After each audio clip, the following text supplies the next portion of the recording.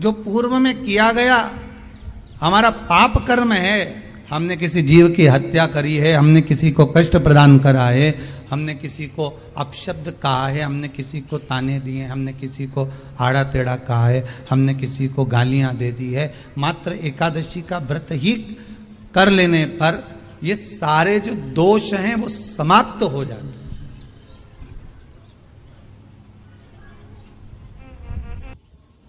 एकादशी का महत्व सुना है आप लोगों ने? अरे बोलो तो, किस किसने सुना है? 26 एकादशी पूर्ण होने के बाद में जो एकादशी का महत्व किया जाता है एकादशी के उद्यापन पर,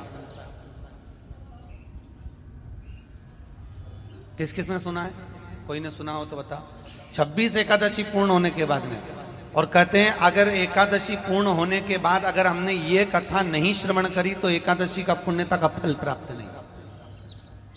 26 एकादशी का महत्तम का एक विशेष लक्ष्य कि हमारे कर्म को हम भोग कर हम परमात्मा की भक्ति को कैसे प्राप्त करें।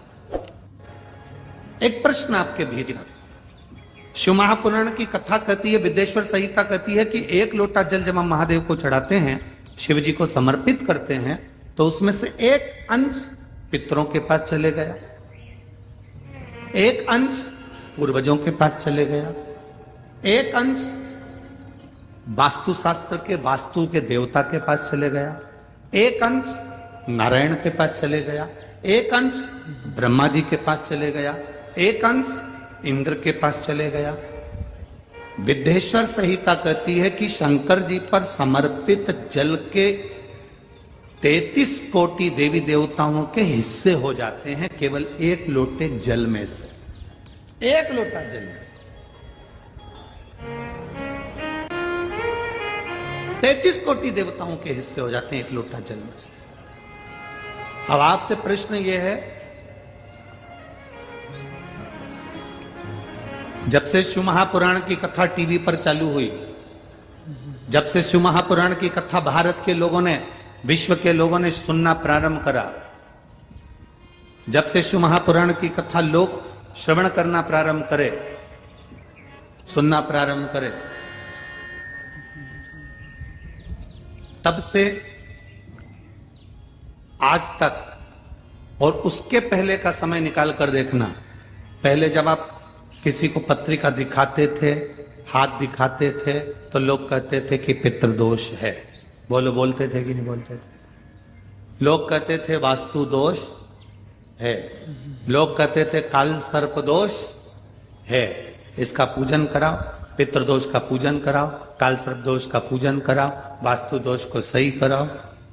जब से शंकर को तुमने एक लोटा जल चढ़ाना प्रारंभ करा और दुनिया के लोगों ने शिव को मानना प्रारंभ करा, उसके बाद तुमने बहुत कम मात्रा में सुना होगा कि कोई कहता होगा कि पितृदोष है, कि वास्तु दोष है, कि काल सर्प दोष है, क्योंकि सारी समस्या का हल एक लोटा जल।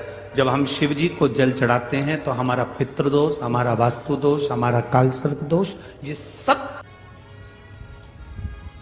आप उसके द्वार तक तो जाओ, वो आपको मिलेगा, जरूर मिलेगा।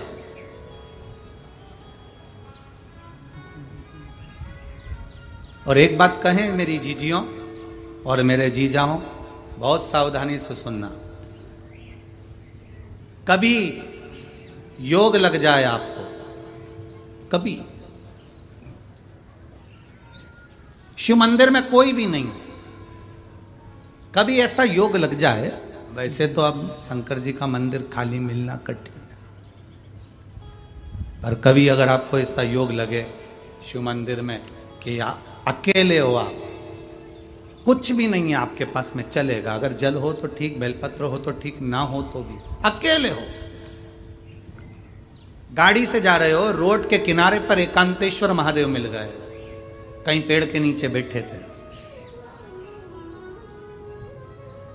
अकेले बैठे हैं, ना उनके पास पार्वती जी है ना गणेश जी है, कहीं कहीं एकांतेश्वर महादेव तो ऐसे हैं कि वहां नंदी भी नहीं है, किसी किसी पेड़ के नीचे भगवान रोड के किनारे बैठे अकेले शिवलिंग, और तुम वहां से निकल कर जा रहे हो। कभी प्रयास करना 2 मिनट के लिए गाड़ी रोकना, ड्राइवर से कहना भैया थोड़ा रुक जा 2 मिनट, मेरे को बाबा बैठे हैं, जरा बात तो कर लो थोड़ा।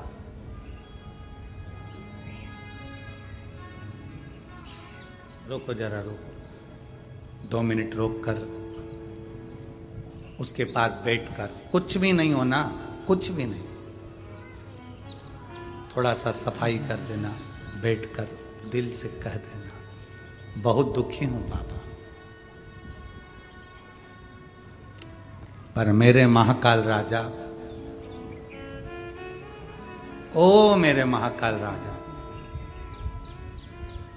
ये दिल, मन, चित्त, बुद्धि, परिवार सब कुछ आप पर सौंप दिया है।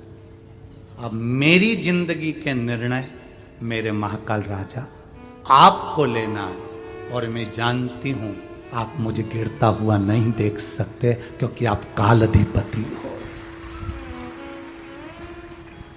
विनय करो, बैठकर बात करो, प्रार्थना करो, थोड़ी देर बैठकर श्री शिवाय नमस्तुभ्यम, जरा जम के बोलो एक बार, श्री नमस्तुभ्यम, दिल से बोलो। जब आप हम और एक साथ बाबा से प्रार्थना करें, वो क्यों ना सुने।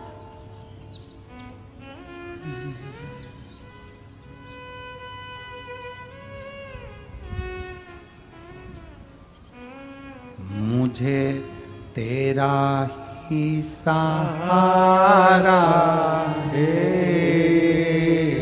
मेरे भोले बाबा, मैंने तुम्हें ही पुकारा है, मेरे भोले बाबा। दुर्वासा ऋषि जीवन में ऐसा चलता रहता, ये जीवन है, होगा। हम दूसरे के सुख को देखकर सुखी हों और दूसरे के दुख को देखकर दुखी हों तो समझना कि हमारा मानव जीवन श्रेष्ठ है। एक बुढ़िया दरवाजे पर बैठी थी, सामने से कपास की गाड़ी निकली, रुई,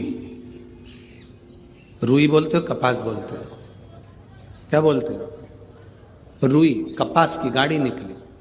बुढ़िया ने सोचा इतना सारा कपास, इतनी सारी रुई, कितनी महंगी बिकेगी, कितना पैसा आएगा, तो पैसा आएगा तो उसका बंगला बन जाएगा, गाड़ी आ जाएगी। बुढ़िया दरवाजे पे बैठी बैठी चक्कर खा के नीचे गिर गई। उसके घर के लोग बाहर आए, मां क्या हो गया, मां उठो, मां को उठाने लगे, डॉक्टर को बुलाने लगे, अंदर ले गए, पानी का छींटा दिया, नहीं उठी, खूब उसको हिलाया डुलाया, नहीं उठी। सामने एक आंटी रहती थी, उन आंटी के पास में खबर पहुंच गई कि मां बीमार हो गई। आंटी, मेरी मम्मी को ना जाने क्या हो गया। आंटी ने पूछा क्या हुआ, ना जाने क्या हो गया, चक्कर खा के गिर गई। आंटी ने पूछा कहां बैठी थी, घर के बाहर। घर के बाहर से कुछ निकला था, हाँ कपास की गाड़ी निकली थी। अच्छा तू जा, अभी तेरी मां उठती है। आंटी दौड़ती दौड़ती आई और आकर बात, जीजी उठ, जिस कपास की गाड़ी को तू देख रही थी उसमें आग लग गई। जीजी उठ के बैठ गई, उठ के। दूसरे का वैभव देखकर डिप्रेशन में चली गई थी, दूसरे की सत्ता देखकर, दूसरे का वैभव देखकर, दूसरे का बंगला देखकर, गाड़ी देखकर उसको डिप्रेशन आ गया था, चक्कर खा के नीचे गिर गई थी। जैसे ही सुना कि उसकी गाड़ी में आग लग गई, खुश होके उठ गई, चक्कर खत्म। ऐसे कई लोग हैं दुनिया में जो किसी को सुखी नहीं देख पाते हैं, और ऐसे कई लोग हैं दुनिया में जो सबको सर्वे भवन्तु सुखी ना, सबको सुखी देख।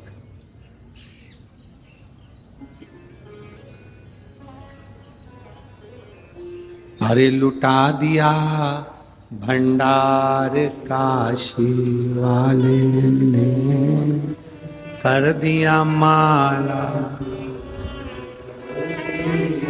जो सब। Thank you for watching. Please like and subscribe for my channel.